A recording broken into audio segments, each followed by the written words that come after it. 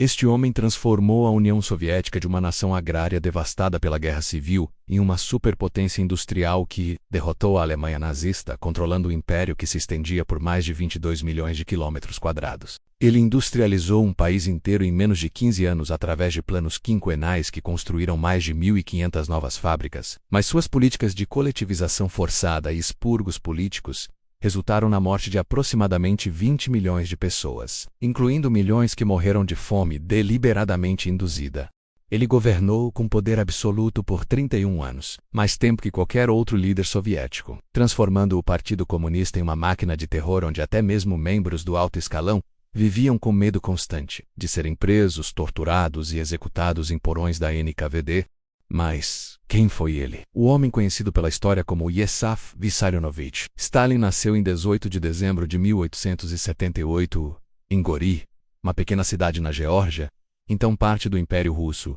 Esta é sua história. Seu pai era Besarion Jugashvili, um sapateiro que vinha de uma família de servos recentemente libertados. Besarion havia estabelecido sua própria oficina de calçados em Gori, conseguindo uma modesta prosperidade nos primeiros anos de casamento. Ele era conhecido por suas habilidades como artesão, mas também por seu temperamento violento e crescente alcoolismo. Sua mãe era Ketevan Geladze, conhecida como Keki, que vinha de uma família de servos da aldeia de Gambareuli. Ela tinha 21 anos quando se casou com Besarion em 1874. Em uma cerimônia ortodoxa georgiana tradicional, Keki era profundamente religiosa e mantinha aspirações de que seu filho se tornasse padre, a posição de maior prestígio acessível a georgianos pobres sob o domínio russo. Este casamento produziu 4 filhos, dos quais 3 morreram na infância de doenças como tifo e sarampo. Yesaf, nascido Yoseb Besarionis Dezejugashvili em georgiano, era o único sobrevivente. Esta taxa de mortalidade era típica da Geórgia do século XIX, onde aproximadamente metade das crianças não sobrevivia até os 5 anos, devido a condições sanitárias precárias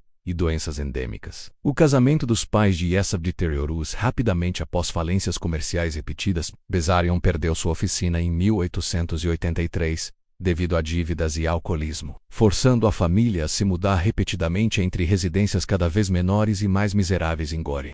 Ele abandonou a família permanentemente quando Yesaf tinha 11 anos, mudando-se para Tbilisi, onde trabalharia em uma fábrica de calçados até sua morte em 1899 após uma briga de taverna.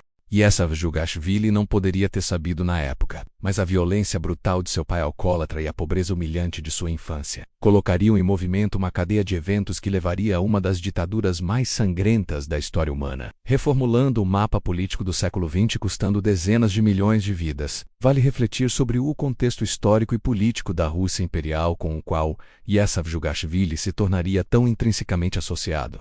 A Geórgia, situada no Cáucaso entre o Mar Negro e o Mar Cáspio, havia sido anexada pelo Império Russo em etapas durante o século XIX. O Reino da Geórgia Oriental foi incorporado em 1801, seguido pela Geórgia Ocidental em 1854. Na época em que Yesaf nasceu, a Geórgia era uma província firmemente controlada, governada por administradores russos que implementavam políticas de russificação.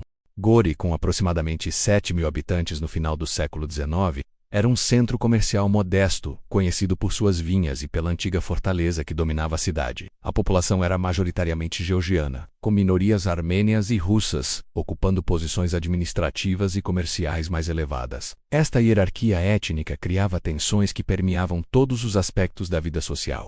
O Império Russo, no final do século XIX, era governado pelo czar Alexandre III, que havia ascendido ao trono em 1881, após o assassinato de seu pai, Alexandre II, por revolucionários populistas. O trauma deste assassinato moldou profundamente a política de Alexandre III, que implementou um programa massivo de repressão conhecido como Contra-Reformas. Sob este sistema autocrático, o czar exercia poder absoluto sobre um império que se estendia por aproximadamente 23 milhões de quilômetros quadrados. Do Oceano Pacífico ao Mar Báltico, o império continha mais de 125 milhões de pessoas de mais de 100 nacionalidades diferentes, falando dezenas de idiomas. A Geórgia, com sua cultura cristã ortodoxa distinta, língua única e tradições antigas, era apenas uma das muitas regiões não russas sob controle imperial. O sistema político russo era caracterizado por uma burocracia massiva e ineficiente que administrava justiça através de um sistema legal arbitrário. A polícia secreta, conhecida como Okhrana, monitorava suspeitos políticos e infiltrava grupos revolucionários. Censura rigorosa controlava publicações, e intelectuais que questionavam a autocracia enfrentavam prisão ou exílio na Sibéria. A sociedade russa permanecia rigidamente dividida em classes. A nobreza, representando menos de 2% da população, controlava a vasta maioria das terras. A servidão havia sido abolida apenas em 1861, mas os camponeses recentemente libertados continuavam presos por dívidas de resgate da terra, forçados a comprar pequenos lotes a preços inflacionados do governo. A classe média era pequena e politicamente impotente. A industrialização, embora acelerada nas décadas de 1880 e 1890, criara uma nova classe trabalhadora urbana vivendo em condições miseráveis. A economia russa na década de 1880 era predominantemente agrária, com aproximadamente 85% da população vivendo em comunas rurais.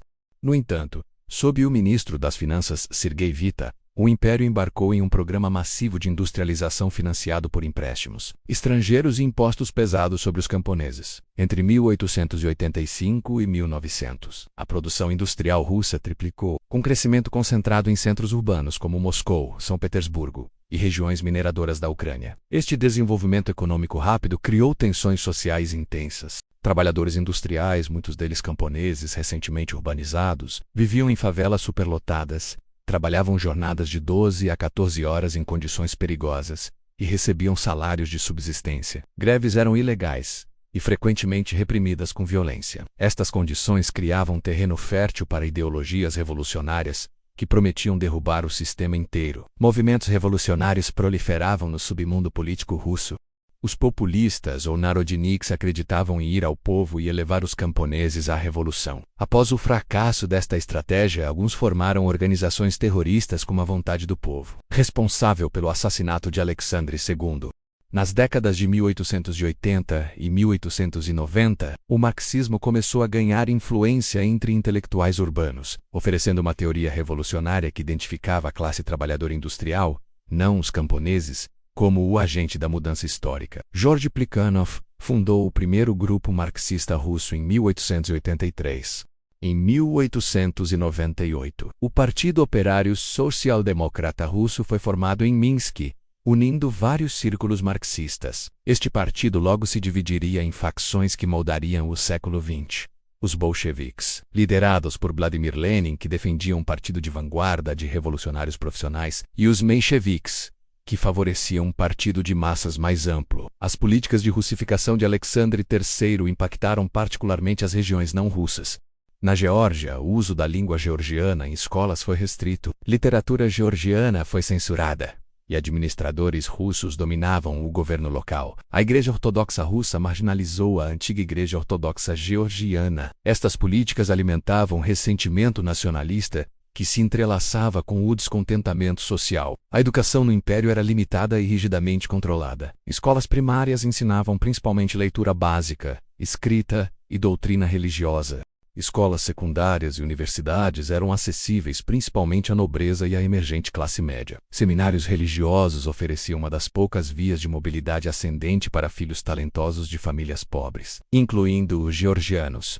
Este era o mundo no qual Yosef Jugashvili nasceu, e estava emergindo no final do século XIX. Um império multiétnico vasto governado por autocracia, passando por industrialização dolorosa que criava novas classes sociais, permeado por tensões entre nacionalidades e fermentando ideologias revolucionárias que prometiam derrubar toda a ordem existente. Foi neste mundo de autocracia czarista, industrialização brutal e fermentação revolucionária que Yosef Jugashvili faria uma escolha que mudaria tudo. Ele abandonaria o caminho para o sacerdócio que sua mãe devotamente planejara para abraçar a vida clandestina de revolucionário profissional. Não haveria volta. Yosef passou seus primeiros anos em pobreza crescente conforme o negócio de seu pai falhava e o alcoolismo se intensificava. A família mudou-se múltiplas vezes entre quartos alugados miseráveis em Gori, que sustentava a família através de trabalho doméstico, lavando roupas e cozinhando para famílias mais abastadas, enquanto tentava proteger seu filho da violência do pai. A violência doméstica era frequente e brutal. Bezarion espancava tanto Kek quanto Yosef regularmente quando estava bêbado. Testemunhas posteriores relataram que o jovem Yosef tentava defender sua mãe, resultando em surras ainda mais severas. Esta violência deixaria cicatrizes psicológicas profundas e possivelmente contribuiu para o braço esquerdo ligeiramente atrofiado, que Yesaf carregaria pela vida. Aos 6 anos, Yesaf contraiu varíola, que quase o matou e deixou seu rosto permanentemente marcado por cicatrizes. Estas marcas, combinadas com seu braço atrofiado e estatura baixa menos, ele cresceria apenas até 1,65 m Elementarium. Insegurança sobre sua aparência física que ele carregaria por toda a vida. Apesar da pobreza, Keck estava determinada que seu filho receberia educação. Em 1888, quando Yesaf tinha 9 anos, ela conseguiu matrícula Low na escola paroquial de Gori. A instrução era em russo, uma língua que Yesaf falava mal, tornando seus primeiros anos escolares difíceis. No entanto, ele demonstrou inteligência notável e memória excepcionalmente forte, dominando o russo e destacando-se academicamente. Na escola paroquial, Yesaf estudou literatura religiosa, russo, aritmética e canto coral. Ele possuía uma voz de soprano excepcional e frequentemente cantava no coro da igreja, uma das poucas alegrias de sua infância. Seu desempenho acadêmico era suficientemente impressionante para que, em 1894, ele recebesse uma bolsa de estudos para o Seminário Teológico de Tbilisi, uma das instituições educacionais mais prestigiadas disponíveis para georgianos. O abandono de Bizarion e a extrema pobreza na qual isso deixou Keck e Yesaf lançaram uma longa sombra sobre o desenvolvimento emocional do jovem. Um abandono e humilhação que ele tentaria compensar acumulando poder absoluto e controlando aqueles ao seu redor através do medo, nunca mais permitindo que se sentisse impotente ou vulnerável como se sentira durante aqueles anos brutais em Gori. Aos 14 anos, Yesaf já exibia traços de caráter que prefigurariam seu futuro. Ele era intensamente competitivo, incapaz de tolerar ser superado por colegas. Quando perdia em jogos ou debates, frequentemente explodia em raiva. Ele demonstrava habilidade em manipular situações a seu favor e uma capacidade precoce de guardar rancores por longos períodos. Em setembro de 1894, Yesaf entrou no Seminário Teológico de Tbilisi, uma imponente estrutura de 3 andares que abrigava 600 estudantes. O seminário seguia um regime quase militar. Os estudantes acordavam às 7 horas da manhã, assistiam a serviços religiosos, frequentavam aulas de teologia, línguas clássicas, história da igreja e passavam a noite em estudo supervisionado antes de luzes apagadas a 22 horas. Saídas eram raras e rigorosamente controladas. A primeira grande conquista revolucionária de Yesaf veio em 1898, quando ele tinha 19 anos e havia abraçado completamente o marxismo através da leitura de literatura proibida, contrabandeada para o seminário. Ele organizou um círculo de estudo secreto com colegas seminaristas, discutindo textos de Marx, Engels e Plekhanov durante encontros noturnos clandestinos. Esta atividade violava regulamentos do seminário e era monitorada pela Ucrânia, que mantinha informantes entre os estudantes. Yesaf foi repetidamente disciplinado por possuir literatura proibida e por comportamento insubordinado. Em maio de 1899, pouco antes dos exames finais, ele foi expulso oficialmente por faltar aos exames, embora evidências sugiram que ele já havia decidido abandonar o sacerdócio para dedicar-se à revolução em tempo integral.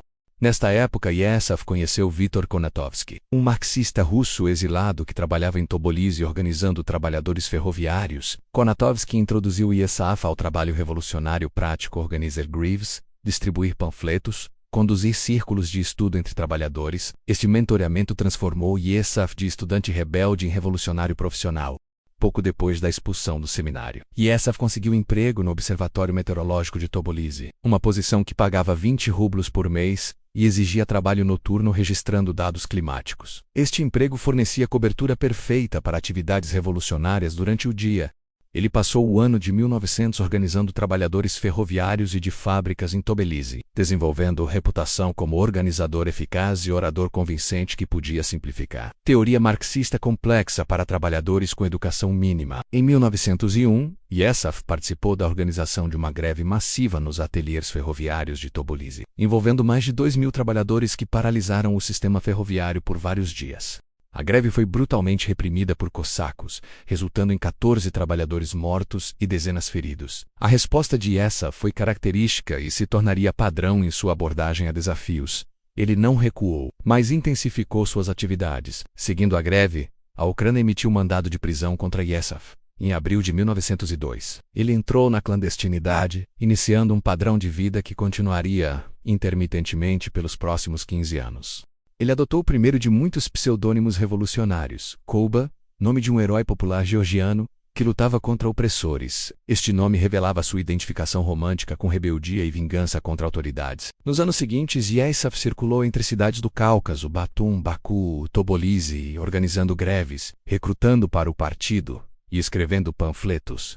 Em Batum, ele organizou uma demonstração de trabalhadores em março de 1902 que terminou em violência quando tropas dispararam contra a multidão, matando 15 manifestantes. Yesaf foi finalmente preso em abril de 1902 e encarcerado na prisão de Batum por quase um ano antes de ser exilado para a Sibéria. O primeiro exílio siberiano durou de novembro de 1903 até janeiro de 1904.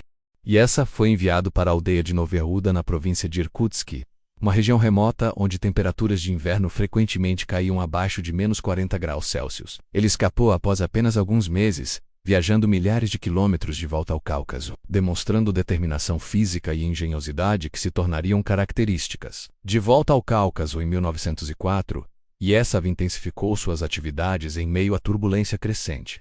A Guerra Russo-Japonesa de 1904 a 1905 devastou o prestígio do regime czarista conforme a Rússia sofreu derrota humilhante após derrota. Esta crise culminou no Domingo Sangrento de 9 de janeiro de 1905, quando tropas czaristas massacraram manifestantes pacíficos em São Petersburgo, matando centenas, desencadeando a Revolução de 1905. Durante a Revolução de 1905, Yesaf organizou atividades no Cáucaso, incluindo greves, manifestações e, significativamente, expropriações, assaltos a bancos e carruagens de correio para financiar o partido. Estas ações violentas eram controversas mesmo entre revolucionários, com mencheviques condenando-as como banditismo. Lenin e os bolcheviques, no entanto, as endossavam como necessárias para construir o partido. Em dezembro de 1905, Yesaf participou da Conferência Bolchevique em Tammerfors, Finlândia, onde conheceu Vladimir Lenin pela primeira vez. Este encontro foi significativo, mas não particularmente memorável para Lenin, que conhecia centenas de revolucionários. Yesaf, no entanto, ficou profundamente impressionado com o líder bolchevique, absorvendo suas ideias sobre organização partidária centralizada e disciplina revolucionária implacável. No ano seguinte, Yesaf se casou com Ekaterina Isvanid, conhecida como Kato, uma jovem georgiana religiosa e gentil que conhecera através de conexões familiares em Tobolise. O casamento em julho de 1906 foi uma cerimônia ortodoxa georgiana tradicional, surpreendente para um revolucionário ateísta, mas demonstrando sua disposição de fazer concessões à respeitabilidade convencional quando conveniente. Kato deu à luz um filho, Yakov, em março de 1907.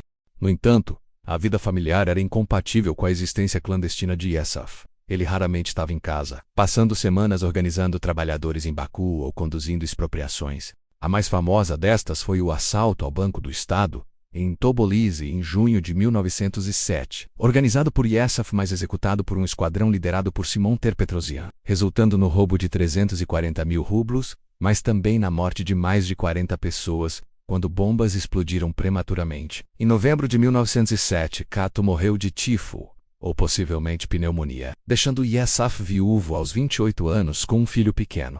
Ele demonstrou pouca emoção pública, entregando Yakov aos cuidados dos pais de Kato e continuando suas atividades revolucionárias. Testemunhas relataram que no funeral, Yesaf observou, citação, "Esta criatura amoleceu meu coração de pedra. Ela morreu, e com ela morreram meus últimos sentimentos calorosos por todas as pessoas. Esta frieza emocional se intensificaria nos anos seguintes."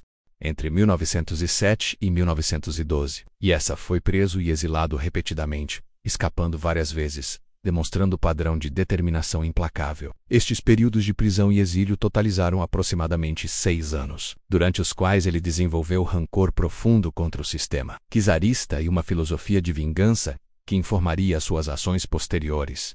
Em 1912, Yesaf foi cooptado para o Comitê Central Bolchevique, graças ao patrocínio de Lenin, que apreciava suas habilidades organizacionais práticas e sua disposição de executar tarefas que intelectuais do partido consideravam abaixo deles. Neste mesmo ano, Yesaf adotou o pseudônimo que usaria pelo resto de sua vida, Stalin, derivado da palavra russa para aço, stal. Este nome refletia a imagem que cultivava de dureza impenetrável. Em 1913, Stalin escreveu seu primeiro trabalho teórico significativo, Marxismo e a Questão Nacional, sob orientação de Lenin. O ensaio, Argumentava que a nacionalidade era menos importante que a classe, e que o partido deveria permanecer centralizado em vez de organizado em linhas nacionais. Lenin ficou suficientemente impressionado para promover Stalin dentro da hierarquia do partido. Este mesmo ano trouxe o último e mais longo exílio de Stalin. Em fevereiro de 1913, ele foi preso em São Petersburgo através de traição de Roman Malinovs, membro sênior do partido que era secretamente agente da Ucrânia. Stalin foi exilado para Kureika, uma aldeia remota de pescadores além do Círculo Ártico com menos de 1.000 habitantes, onde permaneceria pelos próximos 4 anos. O exílio em Kureika foi o mais duro que Stalin experimentou. Temperaturas de inverno regularmente caíam abaixo de menos 50 graus Celsius. Durante meses no inverno, a aldeia era inacessível e experimentava noite polar contínua. Stalin viveu em uma cabana de toras, sobrevivendo principalmente de peixe e caça, descrevendo-o posteriormente como o período mais miserável de sua vida. Em Kureika, Stalin coabitou com Lídia Pereprigina, uma jovem de 13 anos, quando o relacionamento começou. Ela deu à luz 2 de seus filhos, ambos morrendo na infância. Esta relação com uma menor revela aspectos predatórios do caráter de Stalin, frequentemente omitidos de biografias oficiais, demonstrando sua disposição de explorar vulneráveis quando tinha poder sobre eles. A Primeira Guerra Mundial eclodiu em agosto de 1914, enquanto Stalin permanecia preso no Ártico, isolado dos eventos que transformariam o mundo. A Rússia entrou na guerra ao lado da França e Grã-Bretanha contra as potências centrais. Nos próximos 3 anos, o exército russo sofreria perdas catastróficas. Aproximadamente 3.800.000 mortos, mais de 5 milhões feridos e quase 3 milhões capturados. A guerra devastou a economia russa e expôs a incompetência colossal do regime czarista. Escassez de alimentos nas cidades levou a greves e manifestações crescentes. Em fevereiro de 1917, manifestações espontâneas em Petrogrado, São Petersburgo havia sido renomeada no início da guerra. Menos explodiram em revolução de massas. Em questão de dias, o governo czarista entrou em colapso. Czar Nicolau II abdicou em 2 de março, encerrando mais de 300 anos de governo Romanov. Stalin retornou a Petrogrado em março de 1917, após o colapso do czarismo, reentrando em uma cidade transformada. O governo provisório, composto principalmente de liberais e socialistas moderados, agora governava enquanto tentava continuar a guerra impopular. Simultaneamente, o Soviete de Petrogrado de deputados operários e soldados exercia poder rival, criando estrutura de poder dual instável. Lenin retornou do exílio em abril de 1917 com suas teses de abril, exigindo que os bolcheviques rejeitassem o governo provisório e trabalhassem para transferir todo o poder aos sovietes. Stalin, que havia adotado linha mais moderada durante a ausência de Lenin, rapidamente se alinhou à posição mais radical de Lenin, demonstrando seu pragmatismo em seguir quem quer que detivesse o poder. Durante os meses caóticos de 1917, Stalin trabalhou nos bastidores do partido, editando o jornal bolchevique Pravda, organizando atividades do partido e servindo como ligação entre o Comitê Central e ativistas nas fábricas e quartéis. Ele não era orador carismático como Trotsky ou teórico brilhante como Lenin, mas demonstrava habilidades valiosas de organização e uma disposição de trabalhar incansavelmente em tarefas administrativas tediosas, que outros consideravam abaixo deles. A tentativa de golpe do general Kornilov em setembro de 1917 fortaleceu os bolcheviques conforme trabalhadores armados para defender Petrogrado. Em outubro, Lenin determinou que o momento para a insurreição havia chegado. Stalin fazia parte do centro revolucionário que planejou o levante. Embora seu papel fosse secundário ao de Trotsky, que coordenou as operações militares como presidente do Soviete de Petrogrado, na noite de 25 de outubro de 1917, guardas vermelhos bolcheviques e soldados pró-soviéticos tomaram pontos-chave em Petrogrado, estações de trem, pontes, bancos, centrais telefônicas. O Palácio de Inverno, sede do governo provisório, foi tomado com apenas algumas vítimas. Lenin proclamou a transferência de poder para os sovietes. Em questão de dias, os bolcheviques controlavam Moscou também. Embora após combates mais sangrentos, o que aconteceu a seguir revelaria a verdadeira extensão da transformação que os bolcheviques implementariam. Em novembro de 1917, eleições para a Assembleia Constituinte, prometidas há anos, finalmente ocorreram. Os bolcheviques receberam apenas 24% dos votos contra 40% para os socialistas revolucionários. Quando a Assembleia se reuniu em janeiro de 1918, guardas vermelhos bolcheviques a dispersaram após apenas um dia. Este ato brutal sinalizava que os bolcheviques não tolerariam instituições democráticas que limitassem seu poder. Stalin foi nomeado comissário do povo para assuntos das nacionalidades no primeiro governo soviético, posição que teoricamente lidava com as dezenas de nacionalidades não russas do antigo império. Na prática, a política era simples, nacionalidades podiam manter formas culturais, idioma, trajes, canções menos, mas deviam aceitar controle político bolchevique centralizado. Resistência seria esmagada. A Guerra Civil Russa eclodiu na primavera de 1918 conforme forças antibolcheviques, conhecidas coletivamente como brancos, organizaram exércitos para derrubar o novo regime. O conflito duraria até 1921, custando aproximadamente 10 milhões de vidas através de combate, fome, doenças e terror. De ambos os lados, Stalin foi enviado em várias missões para organizar a defesa de cidades estratégicas e garantir abastecimento de grãos para as cidades famintas. Em junho de 1918, Stalin foi enviado a Tsaritin, posteriormente renomeada Stalingrado, para garantir embarques de grãos ao longo do rio Volga. Ele chegou à cidade com poderes extraordinários e imediatamente iniciou terror massivo, executando centenas de especialistas militares suspeitos de simpatias com os brancos. Quando oficiais do Exército Vermelho protestaram contra suas execuções arbitrárias, Stalin os fuzilou também. Em Tsaritin, Stalin entrou em conflito amargo com Leon Trotsky, comissário do povo para assuntos militares que estava organizando o Exército Vermelho. Trotsky insistia em disciplina militar profissional e uso de especialistas do antigo Exército Imperial. Stalin desprezava esses como potenciais traidores e favorecia comandantes promovidos das fileiras com base em lealdade política sobre competência militar.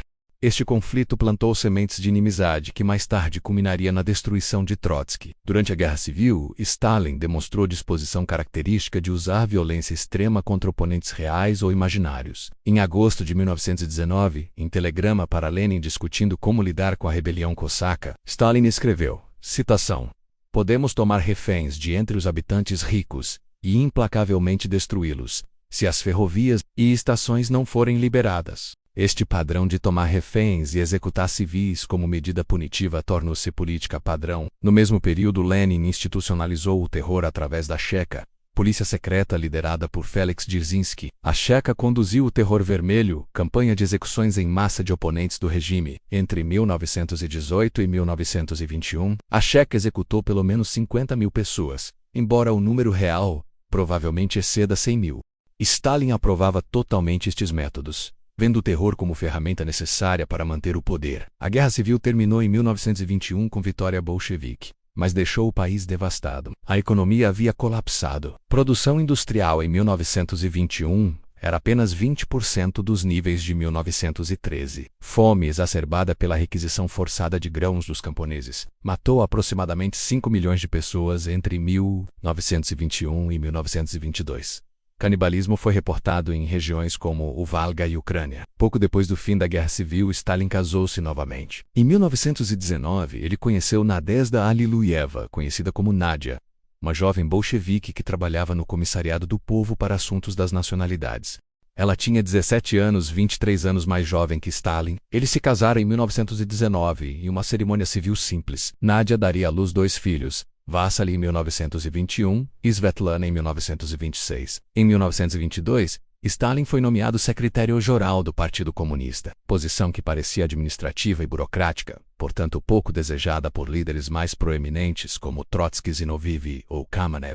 Stalin, no entanto, compreendeu que controlar os quadros do partido, decidir quem seria nomeado para quais posições em todo o país, menos conferia enorme poder. Ele sistematicamente colocou seus apoiadores em Pozichtev e em todo o aparelho do partido. Lenin sofreu seu primeiro derrame em maio de 1922, seguido por mais derrames que progressivamente o incapacitaram.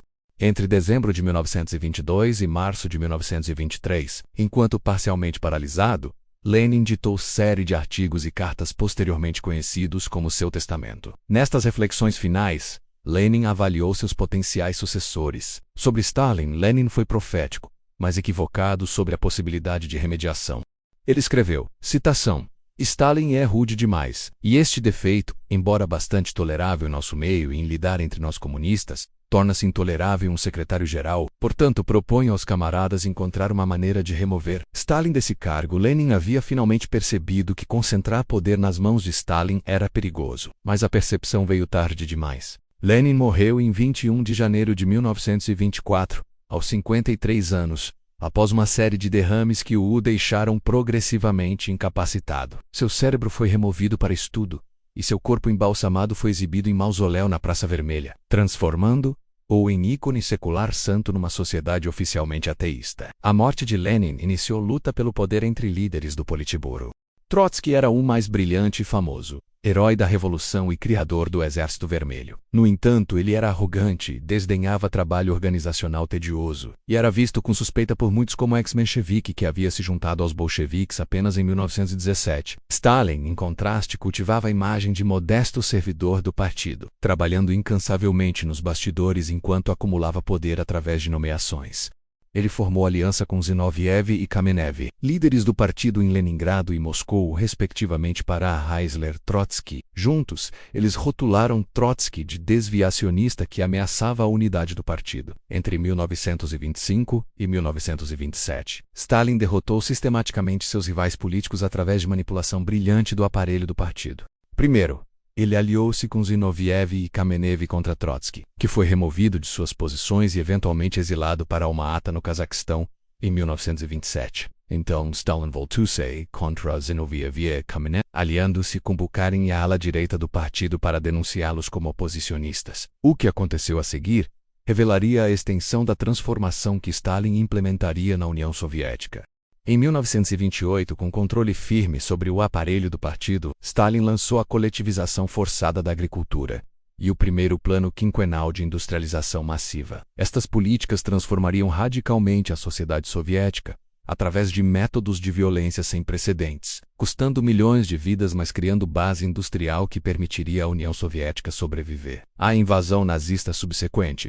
Em 1928, o programa de industrialização de Stalin havia alcançado velocidade total. A União Soviética permanecia predominantemente agrária, com 80% da população vivendo no campo. Stalin estava determinado a transformar o país em potência industrial em década única, objetivo que potências ocidentais haviam levado um século para alcançar. O primeiro plano quinquenal, lançado oficialmente em outubro de 1928, estabeleceu metas de produção extraordinariamente ambiciosas para a indústria e a agricultura. Produção de aço deveria aumentar em 300%, carvão em 200%, energia elétrica em 400%. 1.500 novas empresas industriais seriam construídas, incluindo complexos industriais massivos como a fábrica de tratores de Stalingrado e a usina siderúrgica Magnitogorsk nos Urais.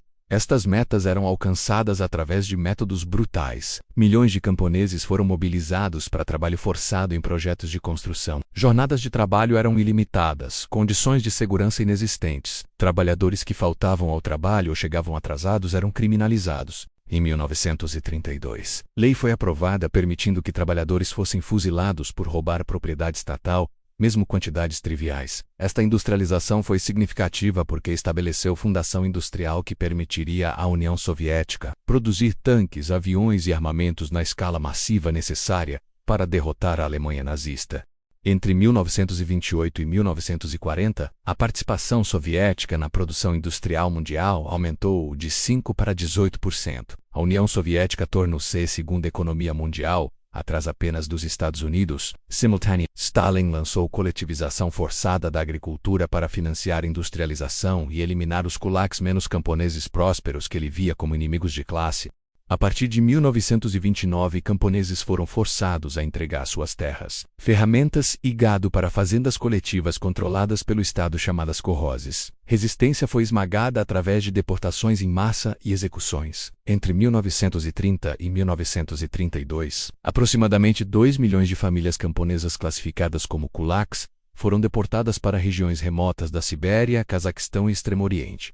Elas foram enviadas em vagões de gado durante o inverno, chegando em terras inabitadas sem abrigo, ferramentas ou comida. Aproximadamente 500 mil morreram durante o transporte ou nos primeiros meses de reassentamento. Camponeses resistiram à coletivização matando seu gado em vez de entrega-lo às fazendas coletivas.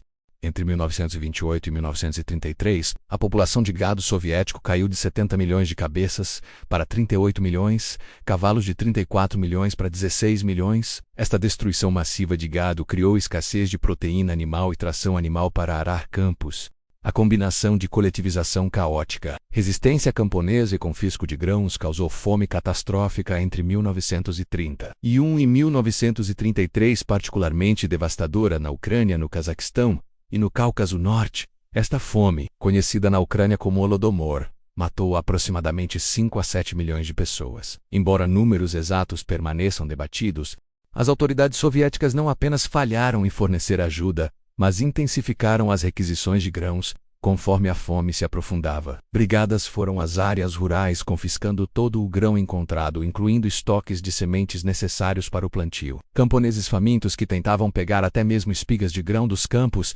eram presos e, frequentemente, fuzilados sob as leis draconianas de roubo. Em regiões como a Ucrânia, foram registrados casos de canibalismo conforme famílias desesperadas recorriam a medidas inimagináveis para sobreviver. A NKVD, sucessora da Checa Menos, documentou milhares de casos de pessoas comendo carne humana. Aldeias inteiras foram despovoadas conforme populações morriam ou fugiam. Corpos jaziam sem enterro nas ruas de vilas e cidades. O governo soviético negou que qualquer fome estivesse ocorrendo, bloqueando informações de deixarem o país e impedindo jornalistas estrangeiros de visitar regiões afetadas. Walter Durant do New York Times, correspondente em Moscou, notoriamente negou a fome em seus despachos, trabalho que lhe rendeu o prêmio Pulitzer, mas que posteriormente foi reconhecido como propaganda que encobriu o genocídio.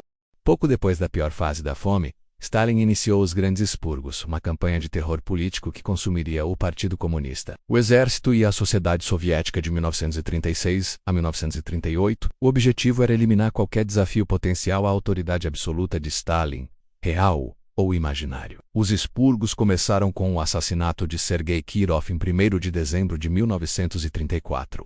Kirov era popular líder do Partido de Leningrado que representava ameaça potencial a Stalin. Ele foi baleado no Smolny Institute por Leonid Nikolaev, um comunista descontente. Evidências circunstanciais sugerem que a NKVD de Stalin pode ter facilitado o assassinato, embora a prova definitiva nunca tenha emergido. Stalin usou o assassinato de Kirov como pretexto para lançar terror massivo. Nas horas após a morte de Kirov, Stalin pessoalmente ditou decreto permitindo processos acelerados de terroristas com execuções implementadas imediatamente após sentença. Nas semanas seguintes, milhares de residentes de Leningrado foram presos e deportados ou fuzilados.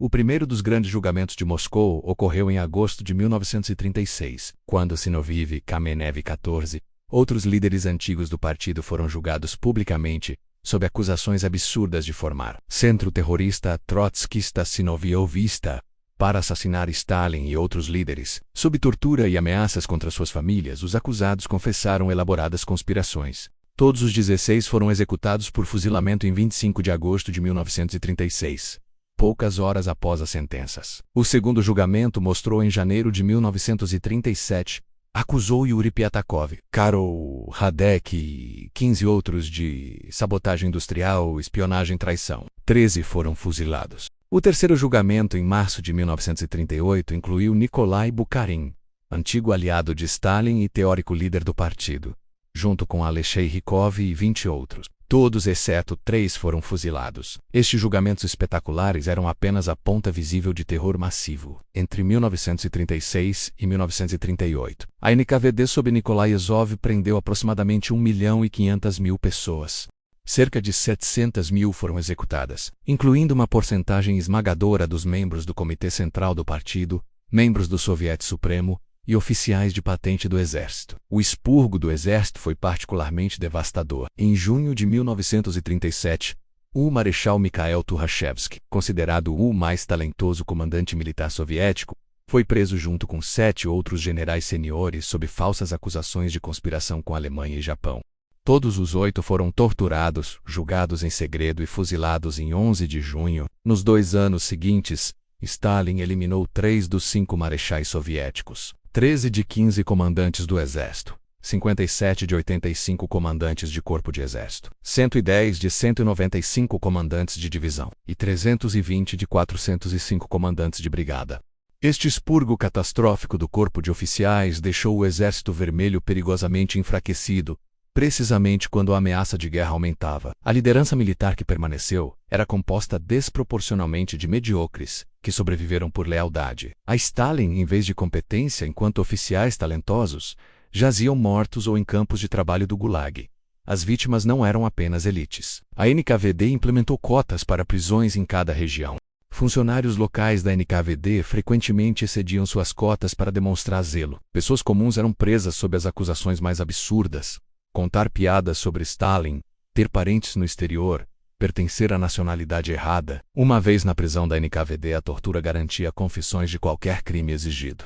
Métodos de tortura incluíam espancamentos selvagens, privação de sono por dias, uso de prensas especiais para esmagar dedos, confinamento em celas geladas ou superaquecidas, e ameaças contra membros da família. Muitas vítimas ficaram permanentemente incapacitadas ou enlouqueceram. O físico Lev Landau posteriormente lembrou que durante seu interrogatório, citação, "Naquele momento eu estava tão completamente nas mãos deles que me teria declarado parente próximo do rei da Inglaterra." Stalin pessoalmente assinava listas de execução contendo milhares de nomes. Frequentemente, durante sessões noturnas de exibição de filmes em sua dacha, ele adicionava anotações como "bata mais" ao lado de nomes específicos para indicar que tortura adicional era necessária. Suas listas de execução documentam pelo menos 44.000 condenações à morte que ele pessoalmente autorizou, embora o número real seja muito maior.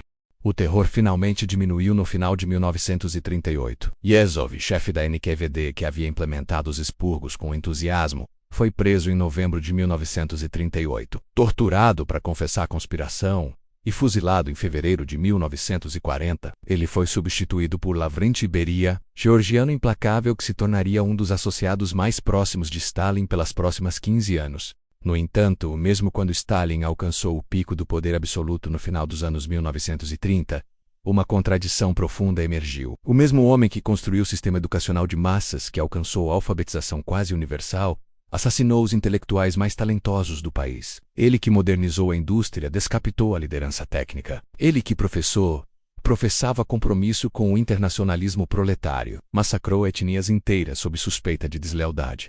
Esta dualidade define e assombra sua posição na história. Em 2 de dezembro de 1938, tudo mudou. Nesta data, Stalin ordenou a Operação Nacional Polonesa, a maior das operações de limpeza étnica da NKVD, que já havia resultado na prisão de mais de 140.000 poloneses étnicos soviéticos, dos quais 111.000 foram fuzilados. Este padrão se estenderia a alemães, gregos, finlandeses e outras nacionalidades. Stalin havia cruzado uma linha da qual não poderia retornar. O uso sistemático de deportação e extermínio de grupos étnicos inteiros como ferramenta de controle estatal. O que se seguiu seria brutal mesmo pelos padrões violentos da União Soviética. O primeiro sinal da vulnerabilidade de Stalin veio não de inimigos internos, mas de Adolf Hitler. Em 23 de agosto de 1939, Stalin chocou o mundo ao assinar o Pacto Molotov-Ribbentrop com a Alemanha nazista. O tratado incluía protocolo secreto dividindo a Europa Oriental em esferas de influência soviética e alemã. Stalin acreditava que havia comprado tempo para preparar a União Soviética para a guerra inevitável. Esta aliança cínica permitiu que Hitler invadisse a Polônia em 1º de setembro de 1939, iniciando a Segunda Guerra Mundial. 17 dias depois, o Exército Vermelho invadiu a Polônia Oriental, encontrando o Wehrmacht alemã no meio do país conquistado.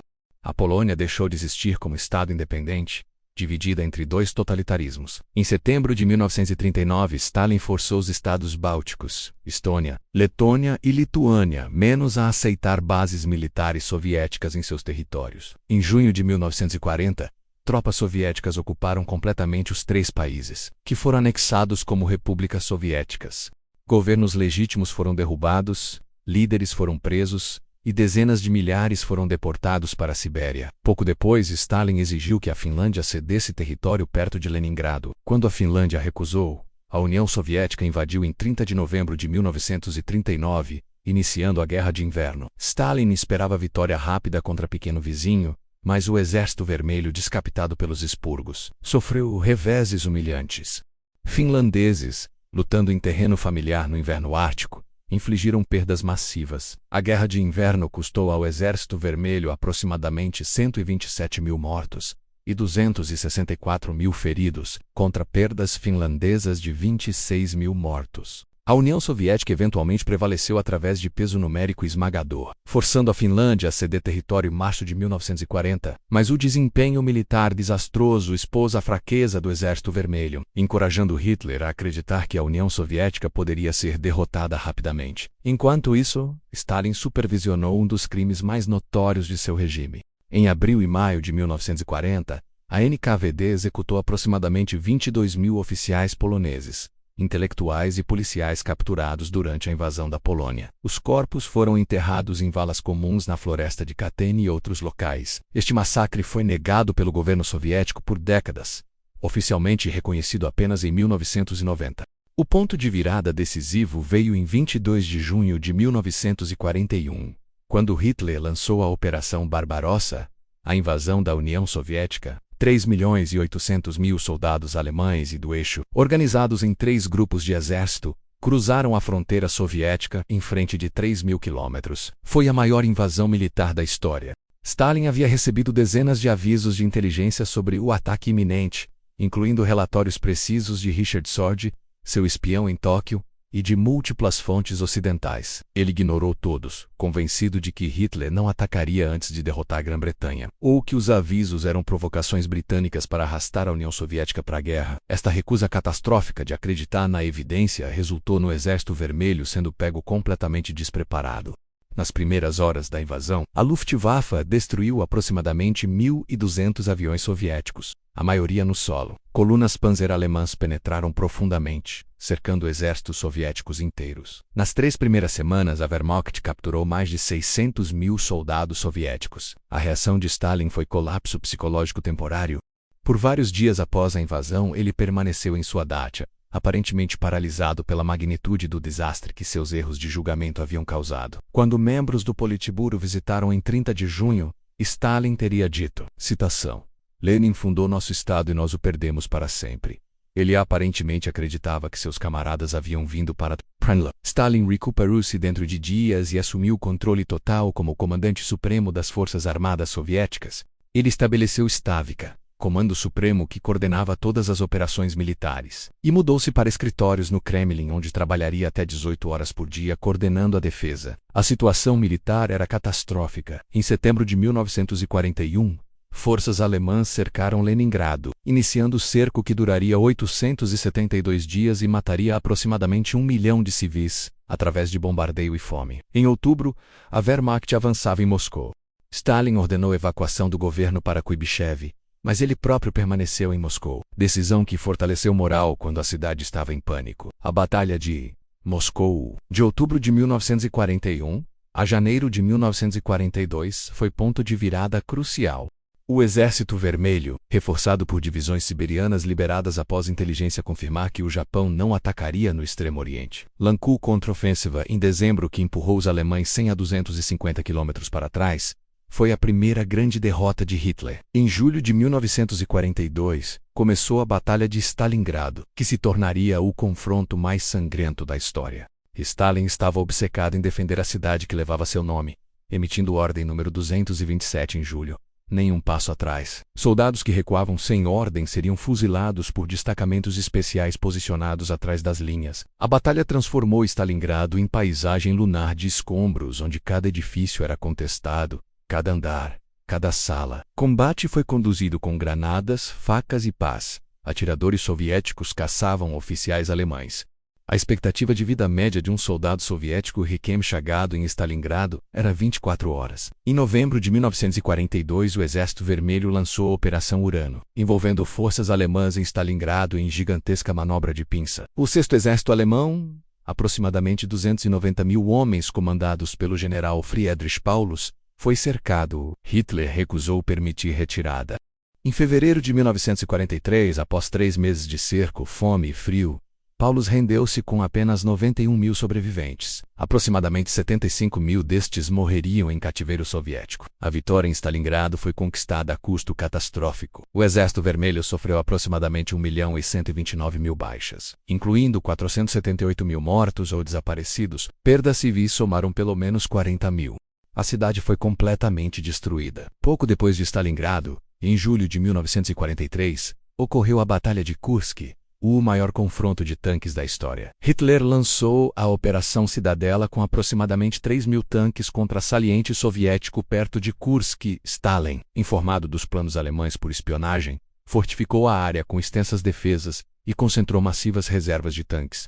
A batalha envolveu aproximadamente 6.000 tanques de ambos os lados e 2 milhões de homens. Após 2 semanas de combate massivo, os alemães recuaram tendo perdido aproximadamente 2.000 tanques e 50.000 homens. O Exército Vermelho perdeu ainda mais, menos aproximadamente 363.000 baixas, mas poderia substituir suas perdas, enquanto a Wehrmacht não poderia. Kursk marcou o fim das ofensivas estratégicas alemãs na frente oriental. De 1943 em diante, o Exército Vermelho avançou constantemente para o oeste. Stalin participava das conferências de Teherã em novembro de 1943 e Alta em fevereiro de 1945 com Winston Churchill e Franklin Roosevelt. Negociando a configuração do mundo pós-guerra, Stalin demonstrou ser hábil diplomata, encantando Roosevelt enquanto sistematicamente garantia que a Europa Oriental ficaria sob domínio soviético. A Operação Bagration, em junho de 1944, destruiu o grupo de exércitos centro-alemão, infligindo aproximadamente 400.000 baixas e liberando Bielorrússia. O Exército Vermelho avançou para a Polônia, onde parou às margens do rio Vístula enquanto a resistência polonesa lançava o levante de Varsóvia contra os alemães em agosto de 1944. Stalin deliberadamente permitiu que os alemães massacrassem os resistentes poloneses, que eram leais ao governo polonês no exílio em Londres, não aos comunistas de Moscou. Após 63 dias, o levante foi esmagado com aproximadamente 150.000 a 200.000 mortes polonesas. Varsóvia foi sistematicamente destruída. Apenas depois que os alemães completaram esta destruição, o Exército Vermelho avançou. A ofensiva final sobre Berlim começou em 16 de abril de 1945. Mais de 2.500.000 soldados soviéticos, 6.200 tanques e 41.600 canhões foram lançados contra a capital alemã, defendida por aproximadamente 1 milhão de soldados alemães, incluindo batalhões de veteranos da Waffen-SS, juventude hitlerista e idosos do Volksturm. A batalha por Berlim foi urbana, brutal e custosa. O Exército Vermelho sofreu aproximadamente 81.000 mortos e 280.000 feridos tomando a cidade. Hitler suicidou-se em 30 de abril. A Alemanha rendeu-se incondicionalmente em 8 de maio de 1945. A vitória soviética foi conquistada a custo humano inimaginável. O Exército Vermelho sofreu aproximadamente 8.680.000 mortos em ação, ou mortos por ferimentos. Mais de 4 milhões de prisioneiros de guerra soviéticos morreram em cativeiro alemão, e perdas civis soviéticas foram aproximadamente 17 milhões. Total de mortes soviéticas na guerra alcançou 27 milhões de pessoas, menos aproximadamente 15% da população total. Estes números extraordinários resultavam parcialmente das táticas soviéticas. Stalin estava disposto a aceitar taxas de baixas que comandantes ocidentais considerariam inaceitáveis. Ofensivas frequentemente continuavam apesar de perdas massivas. Soldados eram regularmente enviados em ataques frontais contra posições fortificadas. Vida humana era tratada como um recurso abundante, a ser gasto livremente para alcançar objetivos militares. Em seus últimos anos, Stalin governou o império que se estendia do coração da Europa até o Oceano Pacífico. A União Soviética ocupava metade da Europa, incluindo Polônia Oriental, Tchecoslováquia, Hungria, Romênia, Bulgária e Alemanha Oriental. Stalin instalou governos comunistas subservientes em cada um, transformando-os em estados satélites. A Guerra Fria começou quase imediatamente após a derrota da Alemanha.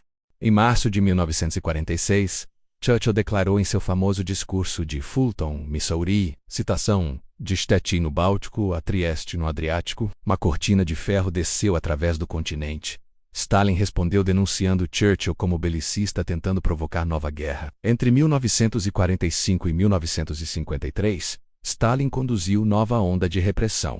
Soldados soviéticos que haviam sido capturados pelos alemães foram tratados como traidores após repatriação, com muitos enviados diretamente para o Gulag. Populações inteiras de minorias étnicas, acusadas de colaboração durante a guerra, menos tártaros da Crimeia, chechenos, inguches, alemães do Valga menos, foram deportadas para a Ásia Central em condições que mataram dezenas de milhares. O terror atingiu até mesmo associados próximos de Stalin. Em novembro de 1932, sua segunda esposa Nadezhda Liluyeva foi encontrada morta em seu quarto no Kremlin com um tiro na cabeça. A morte foi oficialmente declarada suicídio, embora alguns historiadores sugiram que Stalin pode tê-la assassinado após discussão na noite anterior. Nadezhda havia confrontado Stalin sobre a fome na Ucrânia e seu tratamento brutal dela em público. A morte de Nadezhda aparentemente afetou Stalin profundamente, sendo um dos poucos eventos que penetraram sua armadura emocional. No funeral, ele se recusou a olhar o corpo, dizendo, citação, "Ela me deixou como inimiga." Seus filhos posteriormente relataram que após a morte dela, ele tornou-se ainda mais duro e desconfiado, como se o último vínculo com a humanidade tivesse sido cortado. Seu relacionamento com seus filhos era disfuncional e trágico. Yakov, seu filho mais velho com Ekaterina Svanidi, foi capturado pelos alemães em 1941. Os alemães ofereceram troquelô por oficiais alemães capturados. Stalin recusou, declarando, citação, "Não troco soldado por marechal."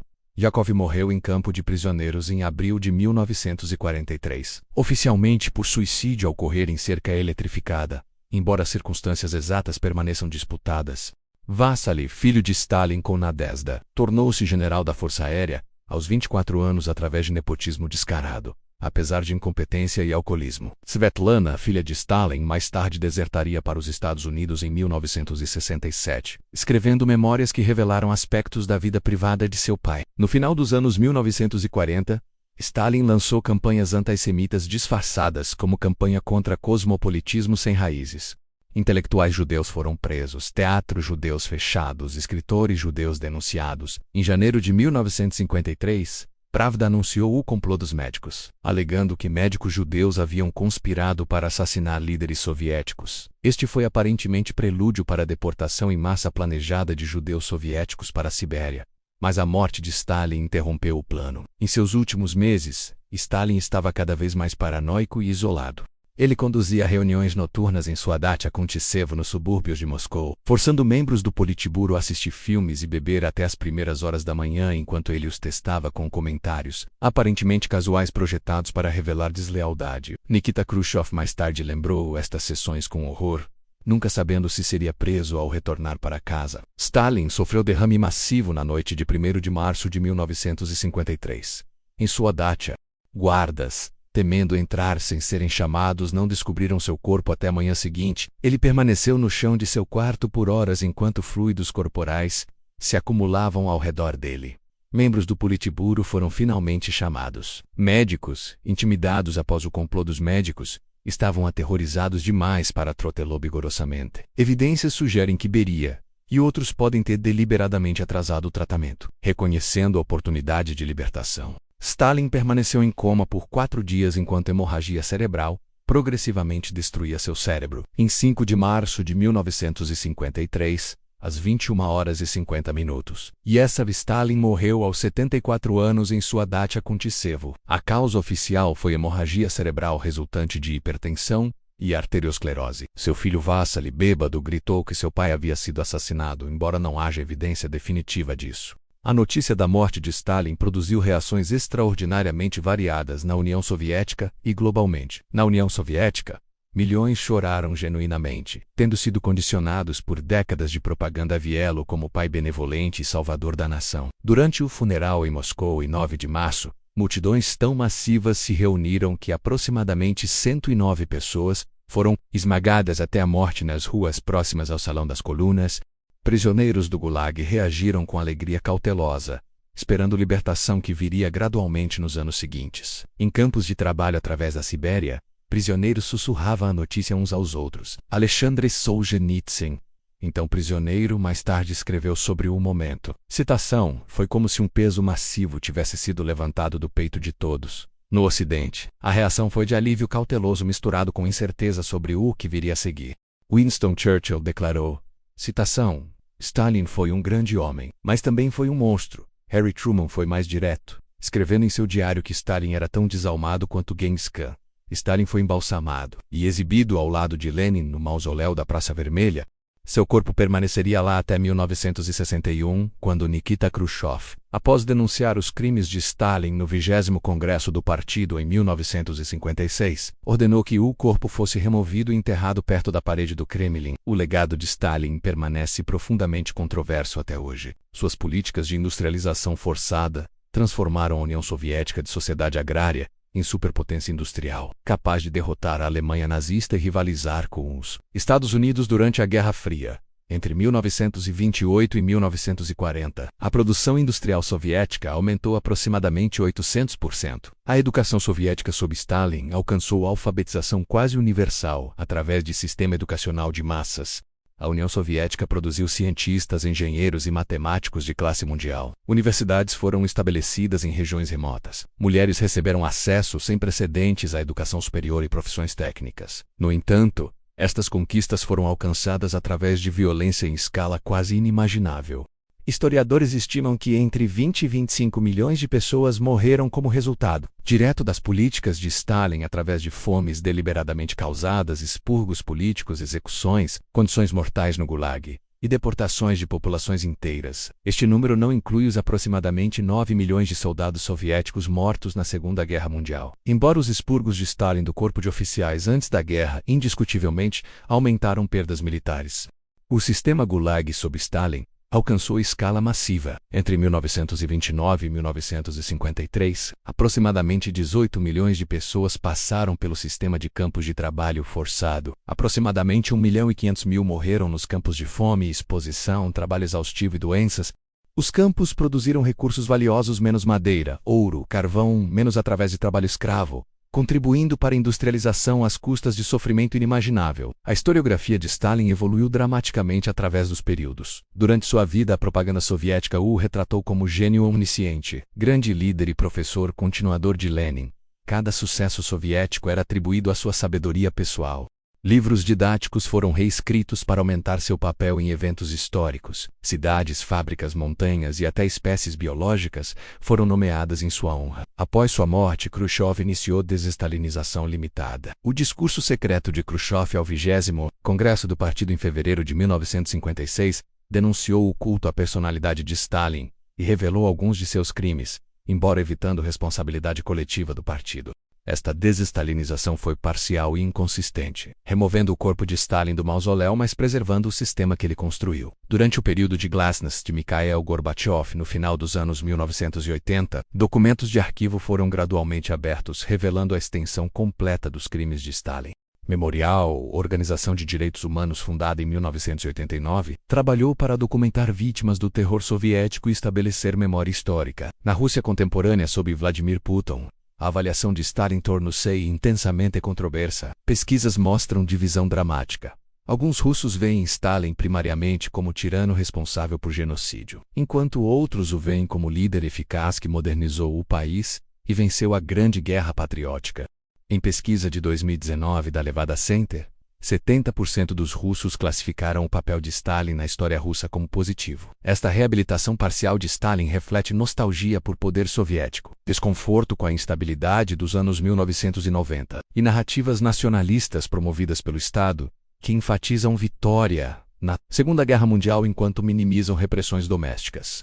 Monumentos a Stalin foram erigidos em algumas cidades russas, enquanto memoriais a vítimas do stalinismo permanecem marginalizados. Nos antigos estados soviéticos, as avaliações divergem radicalmente. Na Ucrânia, particularmente após a invasão russa de 2014 e 2022, Stalin é amplamente visto como perpetrador de genocídio através do Holodomor. Em 2010, um tribunal ucraniano classificou oficialmente Stalin e outros líderes soviéticos como culpados de genocídio contra o povo ucraniano. Na Geórgia, terra natal de Stalin, as atitudes são complexas. Enquanto intelectuais georgianos condenam universalmente seus crimes, museus em Gori, sua cidade natal, ainda apresentam exposições relativamente acríticas sobre sua vida. Em 2010, monumento a Stalin em Gori foi removido em decisão controversa, que dividiu a opinião local. Historiadores debatem se Stalin deve ser classificado ao lado de Hitler como líder de regime totalitário genocida, com alguns argumentando que, enquanto Hitler era motivado por ideologia racial, que explicitamente buscava extermínio de povos inteiros, Stalin era motivado por objetivos de manter poder pessoal e transformar sociedade através de industrialização forçada, com genocídio sendo meio em vez de fim. Outros historiadores rejeitam esta distinção como moralmente irrelevante, argumentando que milhões de mortos por políticas deliberadas constituem genocídio independentemente da ideologia motivadora. A comparação entre Stalin e Hitler permanece campo de intenso debate acadêmico. Ambos construíram estados totalitários com partidos únicos, líderes carismáticos, aparatos de terror massivos e ideologias que prometiam transformação radical da sociedade. Ambos causaram dezenas de milhões de mortes. Suas ideologias diferiam fundamentalmente. O nazismo era baseado em supremacia racial e hierarquia biológica, enquanto o stalinismo ostensivamente buscava igualdade de classe através do comunismo, embora implementado através de métodos brutalmente autoritários. A ironia final da vida de Stalin foi que o homem que eliminou sistematicamente qualquer um que representasse ameaça potencial morreu cercado por subordinados aterrorizados que estavam mais aliviados do que entristecidos por sua morte. Ele que havia dominado 180 milhões de pessoas através do terror passou suas horas finais sozinho no chão de seu quarto, incapaz de pedir ajuda. Ele que construiu o sistema baseado em culto à personalidade foi rapidamente denunciado por sucessores que haviam facilitado cada um de seus crimes. O que você pensa sobre Iosif Stalin? Ele foi um modernizador brutal, mas eficaz, que transformou a União Soviética em superpotência e derrotou o nazismo, às custas de sacrifícios terríveis, mas necessários. Ou foi ele um dos tiranos genocidas mais monstruosos da história humana, cujo regime assassinou dezenas de milhões através de políticas deliberadas de fome, terror político e deportação em massa? Deixe sua opinião nos comentários. Enquanto isso, muito obrigado por assistir.